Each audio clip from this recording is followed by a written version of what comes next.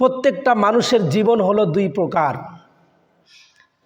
একটা হলো ঈমানি জিন্দেগি, আর একটা হলো বেঈমানের জিন্দেগি। অপর দিক থেকে দুনিয়াবি দিক থেকে খেয়াল করলে দেখা যায় কোনো মানুষের জীবন হলো সুখের জীবন, কোনো মানুষের জীবন হলো দুঃখের জীবন। কেউ দুনিয়াতে অনেক সুখ শান্তি উপভোগ করে দুনিয়ার থেকে বিদায় হয়, আবার কেউ দেখা যায় দুনিয়াতে কষ্ট দুঃখ তার কোনো শেষ নাই, দুঃখ আর কষ্টের ভিতর দিয়ে অতিবাহিত করে, এর মাধ্যম দিয়ে সে দুনিয়ার থেকে বিদায় হয়ে চলে যায়। তার মানে সুখ আর দুঃখের দিক থেকে মানুষ দুই প্রকার। ঠিক তদরূপভাবে ঈমান এবং বেঈমানের দিক থেকেও মানুষ দুই প্রকার। এই জন্য মানুষের যখন মৃত্যু হয়, মৃত্যুটাও দুই ধরনের হয়। একটা হলো ঈমানদারের মৃত্যু, আর একটা হলো বদকারের মৃত্যু। দুনিয়াতে মানুষ যদিও সম্পদের দিক থেকে দুই রকম দেখা যায়, কেউ সম্পদশালী সুখে আর দুঃখে কাটায়, আর কেউ সম্পদ না থাকার কারণে দুনিয়ার জিন্দেগিতে কষ্টে কাটায়। কিন্তু মৃত্যুর সময় আজরাইল যখন জানটাকে বের করার জন্য আসে, তখন আজরাইলও কখনো মানুষের সম্পদ দেখে টাকা পয়সা দেখে জানটাকে আসানের সাথে বের করে না, আবার অথবা এটাও খেয়াল করে না যে লোকটা গরিব ছিল, সারা জীবন কষ্ট করছে, তো জানটা বের করার সময় একটু আসানের সাথে বের করি, আজরাইল এই চিন্তাও করেন না। সুতরাং আজরাইলের কাছে না সম্পদের কোনো দাম আছে, না গরিবের কোনো মর্যাদা আছে, বরং আজরাইল আল্লাহর হুকুমে ওই ব্যক্তির সাথে ভালো আচরণ করেন যে দুনিয়াতে ঈমানদার এবং নেক আমলওয়ালা হয়ে যায়। সুবহানাল্লাহ। আর দুনিয়াতে যার ঈমান দুর্বল অথবা নেক আমল খুবই কম, গুনার পাল্লাটা ভারী, আল্লাহ পাক রব্বুল আলামিনের হুকুমে আজরাইল জানটাকে বের করেন, তবে গজবের ফেরেশতারা এসে, আযাবের ফেরেশতারা এসে তার জানটাকে বের করে নিয়ে যায়। মানুষ মৃত্যুর সময় যেরকম মৃত্যুটা দুই ধরনের হয়, মৃত্যুর পরে কবরের জিন্দেগিটাও দুই রকমের হয়। আল্লাহ রাসূল সাল্লাল্লাহু আলাইহি ওয়াসাল্লাম হাদিস শরীফের ভিতরে বলেন, আল কবরু রাউযাতুম মির রিয়াদিল জান্নাহ ওয়া হুফরাতুম মিন হুফারিন নার। আল্লাহ রাসূল বলেন, কারোর জন্য হয়তো কবরটা জান্নাতের বাগান হবে, আর না হলে জাহান্নামের একটা অগ্নিকুণ্ড হবে। নাউজুবিল্লাহ। মানে কবরটা জান্নাত কার জন্য হবে, জাহান্নাম কার জন্য হবে, আল্লাহর রাসূল এটাও বলে দিছেন যে দুনিয়াতে যার নেক আমল যত বেশি হবে, কবরটা তার জন্য সুখময় জায়গা হবে, আর দুনিয়াতে যার গুনাহ আর পাপাচার দিয়ে নিজের জীবনটাকে ভরে ফেলবে, তার কবরটা জান্নাতের বাগান হবে না, সেটা জাহান্নামের একটা গর্তে পরিণত হবে। এই জন্য আপনার কবরটা শান্তিময় হবে, সুখময় হবে, নাকি এটা কষ্টের একটা গর্ত হবে, এটা সম্পূর্ণ বেসেস করবে আপনার জীবনের আমলের উপরে। এই জন্য নিজের আমলটা মোতালা করলে নিজেই বোঝা যায় যে আমি কবরের ভিতরে কি সুখময় জিন্দেগি যাপন করব নাকি দুঃখের জীবন। এটার জন্য আলাদাভাবে কোনো মুফতির কাছ থেকে ফতোয়া নেওয়ার দরকার নাই, কোনো আলেমকে প্রশ্ন করারও দরকার নাই। আপনি আপনার জীবনকে জিজ্ঞাসা করেন, আপনি আপনার আমলনামাটাকে হিসাব করে দেখেন যে আপনি কবরের জিন্দেগিতে সুখময় জীবন কাটাবেন নাকি দুঃখে কাটাবেন। এটার জন্য আলাদা কোনো বিচারকের দরকার নাই। এজন্য আল্লাহ পাক রব্বুল আলামিন কোরআনে হাকিমের ভিতরে বর্ণনা করেন, ওয়া'বুদ রাব্বাকা হাত্তা ইয়াতিয়াকাল ইয়াকিন। আল্লাহ পাক রব্বুল আলামিন বলেন, তোমরা আল্লাহ তাআলার ইবাদত বন্দেগী করতে থাকো, ওয়া'বুদ, তোমরা ইবাদত করো, রাব্বাকা, তোমার রবের, হাত্তা ইয়াতিয়াকাল ইয়াকিন, যতক্ষণ পর্যন্ত তোমার মৃত্যু না হয়। তার মানে মৃত্যু পর্যন্ত নেক আমলের উপরেই থাকতে হবে। কখন কার মৃত্যু হবে এটা তো জানা নাই। দিনেও হতে পারে, রাত্রেও হতে পারে, সকালেও হতে পারে, বিকালেও হতে পারে, নামাজের ভিতরেও হতে পারে, আবার গুনাহের হালতেও হতে পারে। মৃত্যুর খবর কারো জানা নাই। এজন্য আল্লাহ পাক রব্বুল আলামিন কোরআনের ভিতরে আমাদেরকে সতর্ক করছেন, এই তোমরা নেক আমল করতে থাকো। কতক্ষণ পর্যন্ত করবা? যতক্ষণ পর্যন্ত তোমার মৃত্যু না আসে।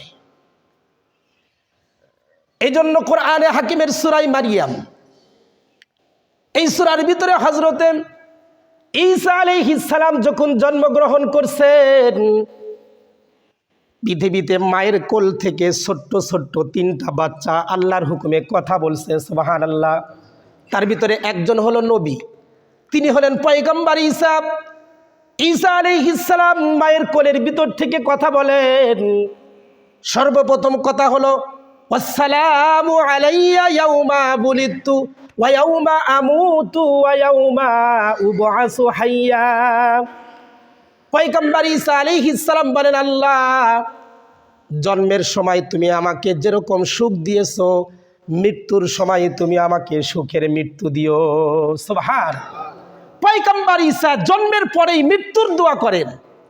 কয় আল্লাহ তুমি তো আমাকে জন্মটাকে সুখময় জীবন দিয়েছো, জন্ম দিয়েছো, জন্মের পরে কথা বলার যোগ্যতা আসার আগেই তুমি আমাকে কথা বলার শক্তি দিছো, এটা আমার জন্য একটা সুসংবাদ। কিন্তু আল্লাহ তোমার কাছে দরখাস্ত, আসসালামু আলাইয়া ইয়াউমা বুলিদতু ওয়া ইয়াউমা আমুতু, আমার যখন মৃত্যু হবে তো মৃত্যুটাকে তুমি আমাকে আসানের সাথে দিও, নেককারদের মৃত্যু দিও। সুবহানাল্লাহ বলেন।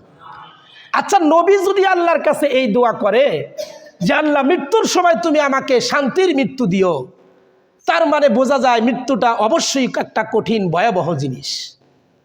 অপর দিক থেকে এটাও ইশারা বোঝা যায় যে নবীরা যদি মৃত্যুর কষ্ট থেকে বাঁচার জন্য দোয়া করেন, তাহলে আপনার আমার মৃত্যুর শাস্তি কীরকম হতে পারে, আর আপনার আমার জন্য মৃত্যুর শাস্তির থেকে বাঁচার জন্য কীরকম কান্নাকাটি করা দরকার। এই জন্য পয়গম্বর ঈসা দোয়া করেন, আল্লাহ মানুষের জীবনে 3টা মুহূর্ত বড় কঠিন।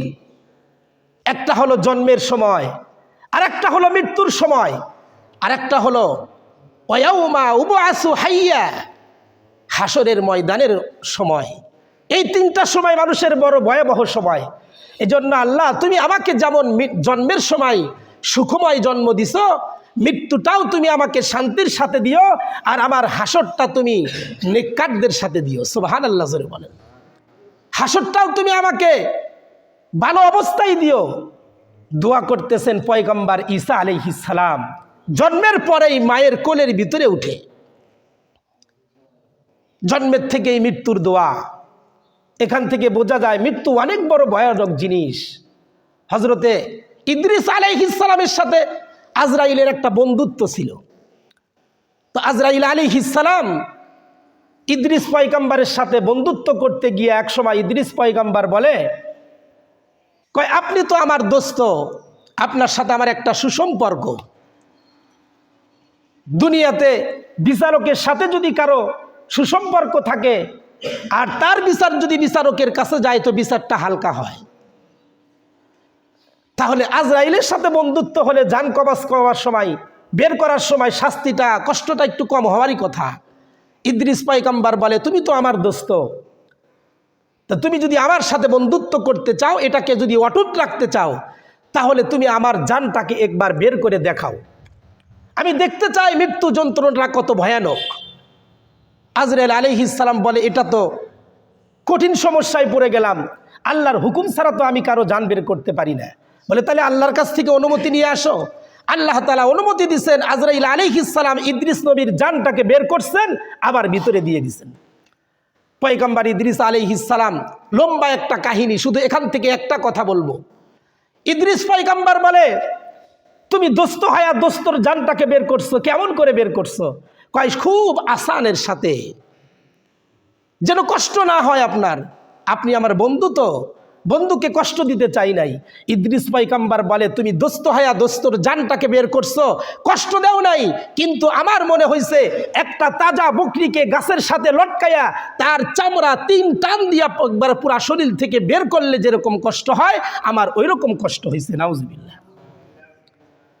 তো আজরাইলের সাথে বন্ধুত্ব হওয়ার পরে নবীর জান বের করার সময় যদি এরকম কষ্ট হয়, তাহলে আপনার আমার অবস্থা কি হবে? হযরত ঈসা আলাইহিস সালামের এই আয়াতের তাফসীরের ভিতরে একটা ঘটনা আসছে, ইবনে কাসির রহমতুল্লাহি আলাই বেদায়া ওয়ান নিহায়া কিতাবের ভিতরে এই ঘটনাটা আসছে। ইদ্রিস পয়গম্বর একদিন রাস্তা দিয়ে যাইতেছেন, তো যাইতে দেখে কবরের পাশে একজন মহিলা কান্নাকাটি করে। ইদ্রিস পয়গম্বর ঈসা আলাইহিস সালাম রাস্তা দিয়ে যাইতেছেন, তো দেখে কবরের পাশে একজন মহিলা কান্দে। ঈসা আলাইহিস সালাম জিজ্ঞাসা করাই, মা আপনি কেন কান্দেন?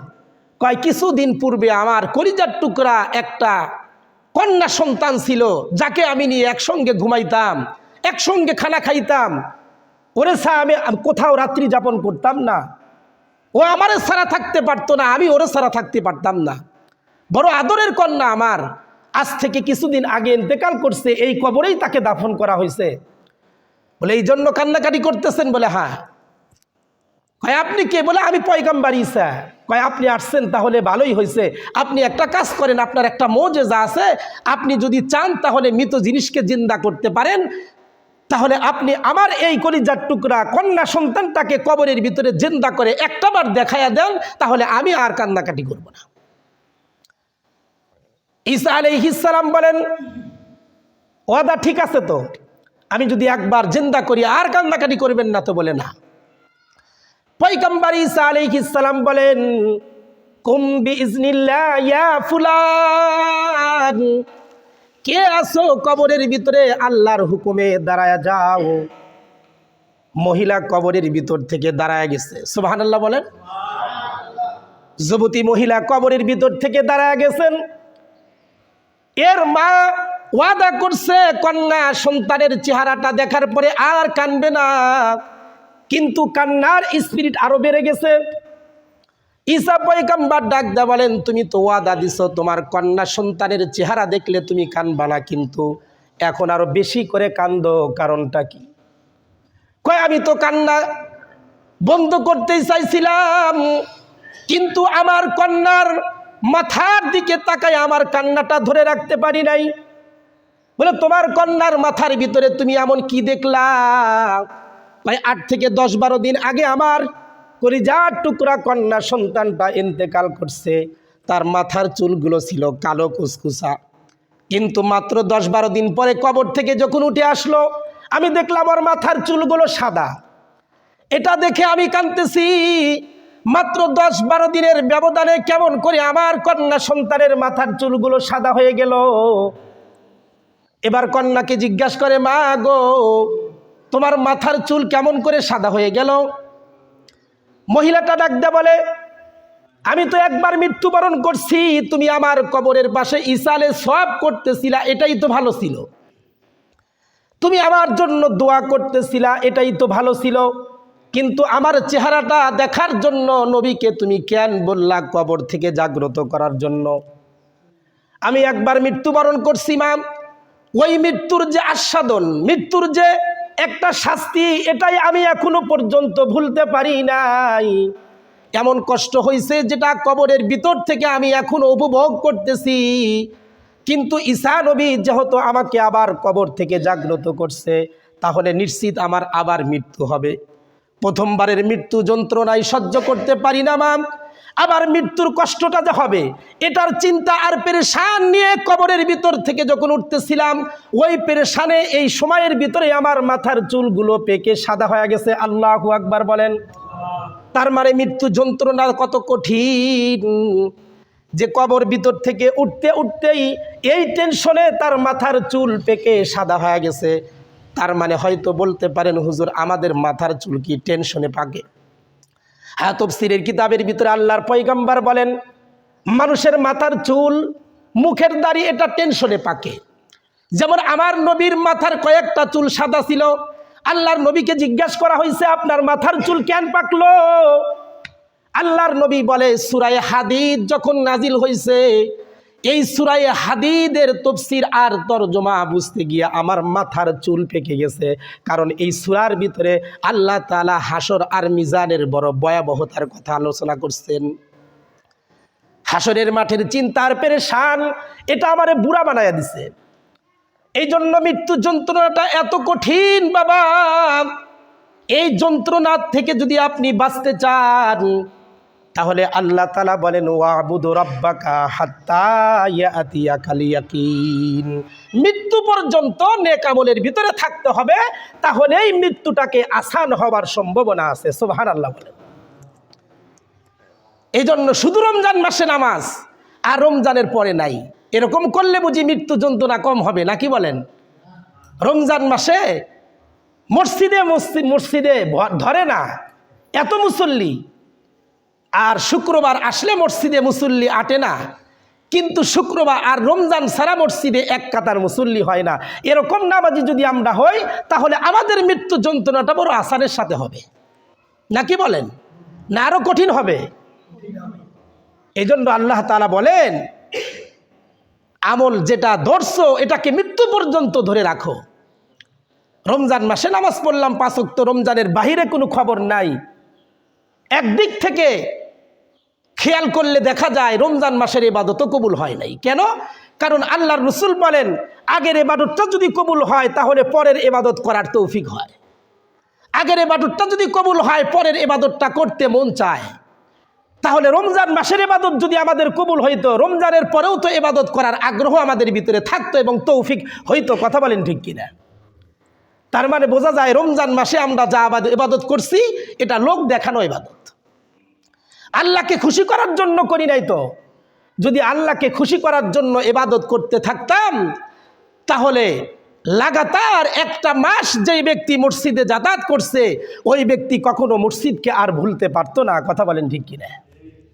সে মসজিদকে ভুলতে পারতো না। তো পয়গম্বর ঈসা আলাইহিস সালাম মৃত ব্যক্তিকে জাগ্রত করছেন, এরকম যোগ্যতা শুধু ঈসা নবীর ভিতরেই ছিল না, আমাদের নবীর ভিতরেও কিন্তু ছিল। আমাদের নবীর নাম তাওরাত কিতাবের ভিতরে জায়গায় জায়গায় ছিল। এক তাওরাতের হাফেজ ইহুদি তাওরাত কিতাব তিলাওয়াত করতে গিয়া দেখে মুহাম্মাদের নাম, তো এটাকে সুন্দর করে কাঁচি দিয়া কাটছে, কাইটা এটা অনেক দূরে ফেলে দিছে। নাউজুবিল্লাহ বলেন। তো পরের দিন তাওরাত কিতাব তিলাওয়াত করতে গিয়া দেখে যেই জায়গায় একবার ছিল ওই জায়গায় 2 বার আসছে। সুবহানাল্লাহ বলেন। এবার তাওরাত কিতাবের হাফেজ আরো রাগান্বিত হয়েছে, আরে মুসলমানদের নবীর নাম আমাদের কিতাবে কেন এক জায়গায় কাটছি, আজকে দেখি 2 জায়গায়। পরের দিন রাগ করে কাইটা আরো দূরে নিক্ষেপ করে আসছে। পরের দিন তেলাওয়াত করতে গিয়া দেখে ওই জায়গায় আরো 4 জায়গায় নবীর নাম উঠে আসে। সুবহানাল্লাহ বলেন। তো যত কাটে তত ডবল হয়। এবার ইহুদির এক তাওরাতের হাফেজ ডাক দে বলে, এই কোন নবীর নাম তুমি কাটতেছো? যিনি আখিরি নবী, শেষ নবী, শ্রেষ্ঠ নবী, যাকে না বানাইলে আল্লাহ তাআলা পৃথিবী আসমান জমিন কোনো কিছু বানাইতেন না, সেই নবীর নাম তুমি কাটো? এই নবীর উম্মত পৃথিবীতে সবচাইতে বেশি হবে এবং তারা কিয়ামতের ময়দানে আমাদের ঈমানের সাক্ষী দিবে। সুবহানাল্লাহ বলেন। তো লোকটা পরের দিন আল্লাহর নবীর নামটাকে আরো কেটে দিছে। এবার আল্লাহ তাআলা বলেন, তো দেখি নবীর সাথে বেয়াদবি বারবার করলে আল্লাহর কি বুঝি সহ্য হয়? এক কিতাবের ভিতরে একটা ওয়াকে আছে, আল্লাহর এক অলি রাস্তা দিয়ে যাইতেছেন আর এক প্রেমিক আর প্রেমিকা রাস্তা দিয়ে যাইতেছে। তো যাইতে হঠাৎ করে আল্লাহর অলির পা পিছলে একটা গর্তের ভিতরে পড়ছে আর একটু কাদা ছিটে প্রেমিকার গায়ে লাগছে। তো এবার প্রেমিকা তো আল্লাহর অলিরে চেনে নাই, কারণ আল্লাহর অলিদের চেহারা দেখলে তো বোঝা যায় না যে এটা আল্লাহর অলি। কপালে তো লেখাও থাকে না যেটা ধানের শীষ নাকি নৌকা, এটা কি লেখা থাকে? না, এটা যে আল্লাহর অলি এটা তো লেখা থাকে না। তো মহিলা আচ্ছা মতে বকা দিতেছে, গালি দিতেছে, আর প্রেমিক প্রেমিকার এই কষ্ট দেখা আল্লাহর অলিরে ধাক্কা দিয়ে ফেলে দিছে, সাথে সাথে পার একটা হাড্ডি ভেঙে গেছে। নাউজুবিল্লাহ বলেন। তো আল্লাহর অলি কাঁদতেছেন, আসমানের দিকে তাকায় আছেন, কিতাবের ভিতরে আসছে। কিছুক্ষণ পর এই প্রেমিকা রাস্তার ভিতরে হুজুট খায়া পইরা তার 2 পা ভেঙে গেছে। তো বুঝতে পারছে আগে যারে কষ্ট দিছি ও মনে হয় না জানি মাওলার কত বড় কবুলিয়াত বান্দারে, ওরে কষ্ট দেওয়ার কারণে পা ভাঙছে একটা, আর আমার পা ভেঙে দিছে 2টা। তো চল সামনের দিকে আর যাব না, ওর কাছেই যাই, ওর কাছ থেকে ক্ষমা নেই। তোবার গিয়া যখন আল্লাহর অলিকে ডাক দেয়া বলে, আমরা বেয়াদবি করছি, আমাদেরকে মাফ করে দেন, আপনি মনে হয় আল্লাহর অলি, তার মানে আল্লাহর বন্ধু। আল্লাহর বান্দা বলে, কয় তুমি তোমার প্রেমিকা কষ্ট পাইছে তাই আমারে ধাক্কা দিয়ে ফেলে দিছ, আমারও তো একজন আশেক মাশুক আছে, যার আশেক আমিও তো একজনকে ভালোবাসি, মোহাব্বত করি, আমারে ধাক্কা দিয়া ফেলে দিছো, তার সহ্য হয় নাই, এজন্য তোমারে ধাক্কা দিয়া 2 পা ভেঙে দিছে। সুবহানাল্লাহ জোরে বলে। এজন্য আল্লাহ তাআলা যাদের ভালোবাসেন তাদের কষ্ট বরদাস্ত করেন না। তো নবীর নাম বারবার কাইটা নবীরে কষ্ট দিছে। এবার তাওরাতের হাফেজ বিছানার উপর শুয়ে আছে, কিতাব প্রমাণ করে লামিয়াতুল মুজিজা কিতাবের ভিতরে আসছে, বিছানায় শোয়ার পরে সাথে সাথে গুইসাপে পরিণত হয়ে গেছে। আল্লাহু আকবার জোরে বলেন। গুইসাপে যখন পরিণত হয়ে গেছে, এবার পরিবারের লোকজন যখন ঘরের ভিতরে ঢুকছে, দুইটা দেখে বিশাল বড় একটা গুইসাপ বিছানার উপরে বসা। তো সবাই আত্মীয় স্বজন সবাই মিলে এটাকে পিঠে আদামরা করছে। ও তো সব বুঝতেছে যে আমারই মারতেছে, কিন্তু কথা বলার সুযোগ নাই। এবার মাইরা আদামরা করে জঙ্গলের ভিতরে রেখে আসছে। আবু জেহেল ওই রাস্তা দিয়ে যাইতেছে, যাইতে দেখে বিশাল বড় গুইসাপ। সাথীদেরকে বলে ধর রে, মার রে, আগুন দিয়া পুরারে, পুরাইয়া এটার ছাইকে আবার পাতিলের ভিতরে উঠাইছে। লামিয়াতুল মুজিজা বলে এই পাতিলের ভিতরে ছাই নিয়ে আবু জেহেল নবীর কাছে গেছে। নবীরে ডাক দিয়ে বলে, এই মুহাম্মদ নাউজুবিল্লাহ সাল্লাল্লাহু আলাইহি ওয়াসাল্লাম, কয় এই পাতিলের ভিতরে কি আছে এটা যদি বলতে পারো তাহলে এই মুহূর্তে কালেমা পড়িয়া মুসলমান হয়ে যাব। আল্লাহর নবী বলে, সারা জীবন তো কতই পরীক্ষা করলা চাচা তুমি আমারে, জীবনে তো কোনোদিন কালেমা পড়লা না, তো আজকেও পরীক্ষা করতে চাও? কয় আজকেই একদম লেটেস্ট পরীক্ষা, এরপরে আর কোনো পরীক্ষা নাই, এটাতে তুমি পাশ করতে পারো তাহলে কালেমা পড়িয়া মুসলমান হব। আল্লাহর রসুল বলে, চাচা এই পাতিলের ভিতরে কি আছে এটা কি আমার কাছ থেকে শুনবেন না পাতিলের মুখ থেকেই শুনবেন? সুবহানাল্লাহ জোরে বলেন। আবু জেহেল বলে, এটা তো আরো আশ্চর্যের বিষয়, এটাই তো দরকার যে পাতিল কথা বলবে, তাহলে এটাই দেখাও। আল্লাহর নবী আল্লাহ পাকের ইশারায় শাহাদত আঙ্গুলির দ্বারা পাতিলের দিকে ইশারা করছেন। পুরানো গুইসাপ তাজা হয়া পাতিলের ভিতর থেকে বের হয়ে গেছে, আর বলে আশহাদু আল্লা ইলাহা ইল্লাল্লাহ ওয়া আশহাদু আন্না মুহাম্মাদার রাসূলুল্লাহ সাল্লাল্লাহু আলাইহি ওয়াসাল্লাম। আবু জেহেল বলে, বাতিজা বুঝছি তুমি জাদু করছো। নাউজুবিল্লাহ বলেন। কয় তুমি জাদু করছো, তো পাতিলের ভিতরে জাদু করছো। আল্লাহর রসুল বলে, জাদু করছি কিনা এটাও যদি তুমি জানতে চাও তাহলে গুইসাপের মুখ থেকেই শোনো। আবার শাহাদত আঙ্গুলির দ্বারা ইশারা করছেন, ওই যে তাওরাত কিতাবে নবীর নাম পুরানো ব্যক্তি যে গুইসাপ হয়ে গেছে, গুইসাপ থেকে আবার মানুষে পরিণত হইয়া দাঁড়ায় বলে, লাইসা বিসাহিরিন আশহাদু আল্লা ইলাহা ইল্লাল্লাহ ওয়া আশহাদু আন্না মুহাম্মাদার রাসূলুল্লাহ। এ আবু জেহেল, আমি সাক্ষী দিচ্ছি মুহাম্মদ কখনো জাদুকার হতে পারে না, আল্লাহ পাকের পাঠানো 1 নাম্বার নবী। বলেন সুবহানাল্লাহ। কারণ আমি তো নবীর নাম বারবার কাটছিলাম, সেখান থেকে গুইসাপ হয়ে গেছে, আমারে পুরায়া নিয়ে আসছো, নবীর জন্যই আবার জিন্দা হওয়ার সুযোগ হয়েছে। সুবহান। এরকম মুজিজা আমাদের নবীর ভিতরেও ছিল। এটা বোঝানো আমার উদ্দেশ্য না, উদ্দেশ্য হলো মৃত্যু যন্ত্রণাটা কত কঠিন। ঈসা নবী মহিলাকে কবর থেকে বের করলেন, মৃত্যুর চিন্তায় তার মাথার চুল পেকে গেল। এজন্য আল্লাহ তাআলার কাছে দোয়া করা, আল্লাহ আমার মৃত্যু যন্ত্রণাটা যেন একটু সহজ হয়। এটার পাশাপাশি আল্লাহর কাছে দোয়া করে, আল্লাহ কবরের জিন্দেগিটাও যেন আমার সুখময় হয়। আর এটার জন্য ওয়াবুদ রাব্বাকা হাত্তা ইয়াতিয়াকাল ইয়াকিন, মৃত্যু পর্যন্ত ইবাদতের ভিতরেই লেগে থাকা। আমরা তো মনে করি রমজান মাসে ইবাদত করছি, গুনাহ মাফ হয়ে গেছে, কারণ হুজুররা হাদিস দিছে রমজান মাসে রোজা রাইখা তারাবি পড়া যদি ঈদগাহের ময়দানে যায়, ঈদগাহ থেকে আসার আগে আল্লাহ তাআলা গুনাহ মাফ করে মাসুম বানায়া দেয়। তো মাসুম তো হয়ে গেছি, আবার রমজান পর্যন্ত আবার গুনাহ করি নাকি? আল্লাহ তাআলা বলেন, না এটা নয়, গুনাহ মাফ হয়েছে তাই বিদায় তুমি ইবাদত বাদ দিবে না, তুমি এটাকে ধরে রাখো, মৃত্যু পর্যন্ত ইবাদতটা ধরে রাখলে এই উসিলা দিয়ে আল্লাহ তাআলা তোমাকে মাফ করে দিবে। সুবহান। এই জন্য মৃত্যুর পরে কবরের জিন্দেগিটা যেন সুখময় হয়, এটার জন্য আল্লাহর কাছে দোয়া করা। হযরতে সাদ ইবনে জাবাল রাদিয়াল্লাহু তাআলা আনহু ইন্তেকাল করছেন, একজন সাহাবী যার ইন্তেকালের সময় আল্লাহ পাকের আরশ পর্যন্ত কেঁপে উঠছিল। ৭০,০০০ ফেরেশতা মৃত্যুর সময় তার মাগফিরাতের জন্য দোয়া করছিল, আল্লাহর রাসূল নিজের চোখে দেখছেন। সুবহানাল্লাহ বলেন। আল্লাহর রাসূল যেই সাহাবীর জানাজা নিজে পড়াইছেন, যিনি নিজের হাতে কবরের ভিতরে নামাইছেন, কিন্তু কবরের ভিতরে নামানোর পর সাহাবীরা বিদায় হয়ে গেছে, আল্লাহর রাসূল কবরের দিকে তাকায়া বলে সুবহানাল্লাহ, আলহামদুলিল্লাহ, আল্লাহু আকবার, জোরে চিল্লায়া চিল্লায়া বলে।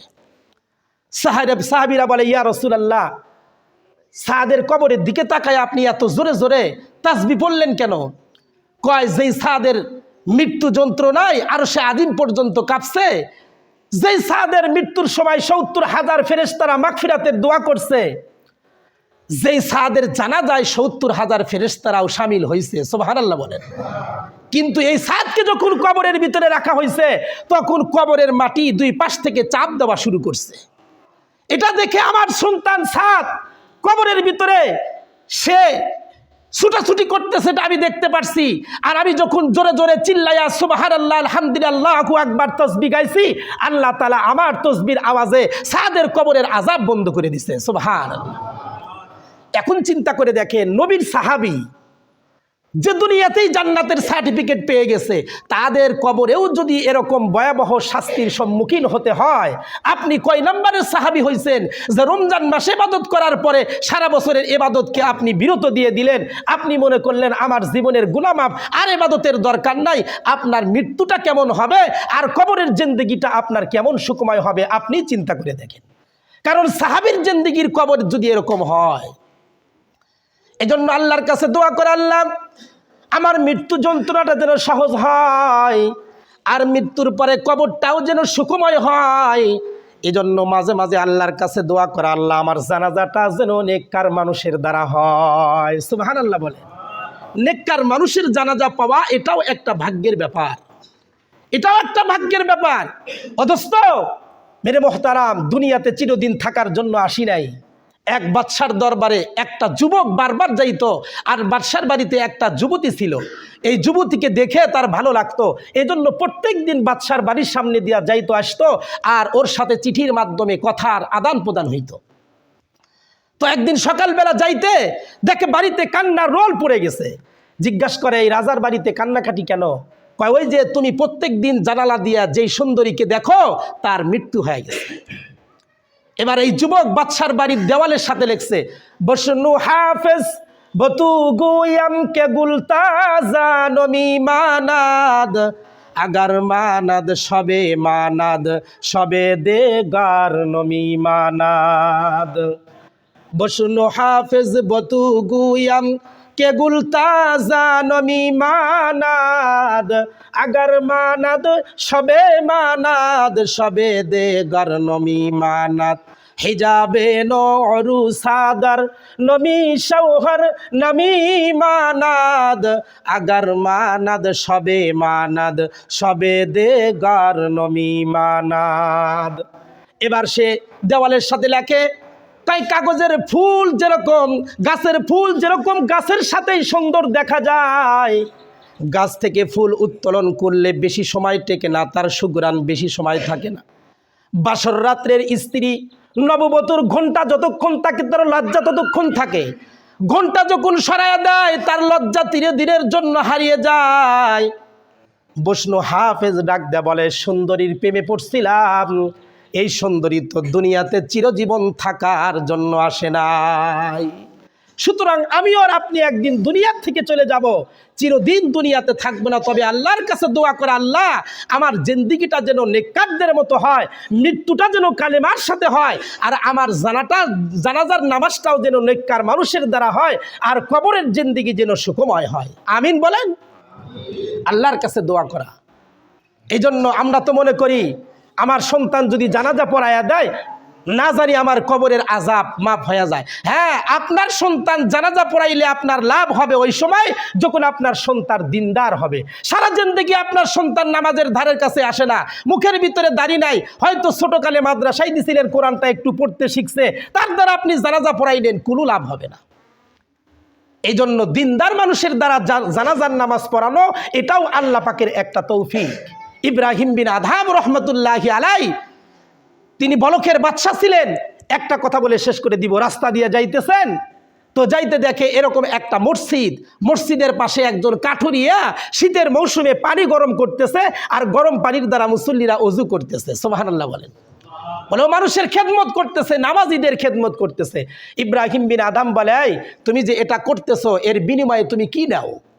কাঠুরিয়া বলে না, আমি কোনো বিনিময় নেই না, আমি কাঠুরিয়া সারাদিন কাঠ কাটি, একটু কাঠ বিক্রি করার সময় রেখে দেই, এটার দ্বারা পানি গরম করে নামাজিদের ওযুর ব্যবস্থা করি। এই জন্য, কারণ আমি তো কাঠুরিয়া, আল্লাহর সামনে দাঁড়ায় নিরিবিলি আল্লাহর সাথে কথা বলার সুযোগ পাই না।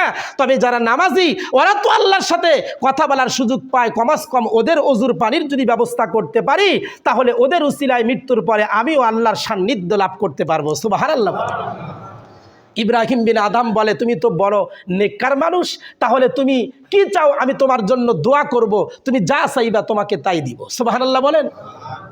এই কাঠুরিয়া বলে, আমার তো জীবনের দুইটা জিনিস পাও না, আপনি আমাকে কি দিবেন? বলে, কি জিনিস পাও না? বলে, আমাদের এই বলকের একজন বাদশা আছে ইব্রাহিম বিন আদম, আল্লাহর কাছে দোয়া করতেছি আল্লাহ মৃত্যুর আগে যেন তার সাথে আমার সাক্ষাৎ হয়ে যায়। সুবহানাল্লাহ বলেন। ইব্রাহিম বিন আদম মনে মনে কয়, আল্লাহ এই জন্য বুঝি তুমি আমারে আজকে এই এলাকায় পাঠাইয়া দিছো, ওর দোয়াটা কবুল হয়ে গেছে। এবার ডাক দিয়ে বলে, এই তোমার চিন্তার কোনো কারণ নাই, তুমি কাঠুরিয়া, তোমার সামনে যে দাঁড়ায় আছে ইনি হলো ইব্রাহিম বিন আদম। বলেন সুবহান। তোমার মনের আশা পূর্ণ হয়ে গেছে, ইব্রাহিমের সাথে তোমার দেখা হয়ে গেছে, এবার তুমি কি চাও? কয়, আমার আরেকটা পাওনা হলো, আমার মৃত্যুর পরে আপনি নেককার মানুষ তো, তাই আপনি আমার জানাজাটা পড়াইয়া দিবেন, কারণ নেককার মানুষের জানাজা যদি হয় আল্লাহ তাআলা এই উসিলায় মাফ করে দেয়। সুবহান। এবার ইব্রাহিম বিন আদম কোলের ভিতরে জড়ায় নিছেন, মুআনাকা করতেছেন, কোলাকুলি করতেছেন। এবার কাঠটাকে কাদের উপরে দিয়া বলে, লা ইলাহা ইল্লাল্লাহ মুহাম্মাদুর রাসূলুল্লাহ, কালেমা পড়ছেন তো দুনিয়া থেকে বিদায় হয়ে গেছে। ইব্রাহিম বিন আদম নিজে তার জানাজা পড়ে নিজের হাতে দাফন করছে। সুবহানাল্লাহ। এজন্য মৃত্যুটাকে যদি সহজ করতে চান, কবরের জিন্দেগিটা যদি সুখময় চান, আর নেককার মানুষের জানাজা চান, তো আল্লাহ তাআলা বলেন, ওয়াবুদ রাব্বাকা হাত্তা ইয়াতিয়াকাল ইয়াকিন, মৃত্যু পর্যন্ত ইবাদতের ভিতরে লিপ্ত থাকো, কখনো ইবাদত থেকে গাফেল হয়ো না, তাহলে তোমরা এই পুরস্কারগুলো পাইবা। আল্লাহ তাআলা আমাদের সকলকেই এই মৃত্যু যন্ত্রণা থেকে বাঁচার জন্য আর কবরের জিন্দেগি সুখময় হওয়ার জন্য, নেককার মানুষের জানাজা পাওয়ার জন্য বেশি বেশি ইবাদত বন্দেগী করার তৌফিক দান করুন। সকলে বলি আমিন।